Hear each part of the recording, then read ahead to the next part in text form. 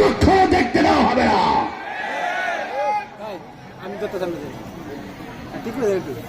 এরা সব আবু জাহেল আবুল আহাবের উত্তর সূরিয়েরা। ভাইরা আমার, হযরত রবি ইবনে আমির রাদিয়াল্লাহু আনহু বললেন, পালনকে রেখে বললেন, কি চমৎকার আদর্শ। একজন মানুষ ক্ষতিগ্রস্ত হোক, আক্রান্ত হোক, এটা মুসলমানদের মধ্যে কখনো নাই, এখনো নাই, তখনো ছিল না। বললেন মজবুত করে ধরো।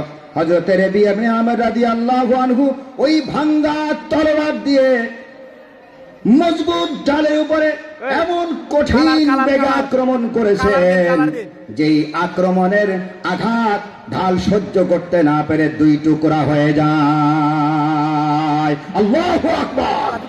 আমার বন্ধুগণ, এটা ছিল ঈমানি চেতনার মানুষের আলামত, রাসূলের আদর্শবান সাহাবায়ে কেরামের আলামত। আমরাও যদি ঠিক এরকম ভাবে রাসূলের আদর্শে আদর্শবান হতে পারি, কোরআনকে আমরা যদি আবার নববী জিন্দেগির মতো সংসদে, বাংলার সংসদে কোরআন ঢুকাতে পারি, রাসূলের আদর্শ ঢুকাতে পারি মানুষের সমাজের মধ্যে, আমাদের উপরে আর কেউ চোখ রাঙাতে পারবে না। যদি কেউ চোখ রাঙায়, সবাই সম্মিলিতভাবে ঐক্যবদ্ধ হয়ে ওই চোখ আমরা তুলে ফেলবো। ঠিক আছে কিনা? পারবেন? শক্তি আছে?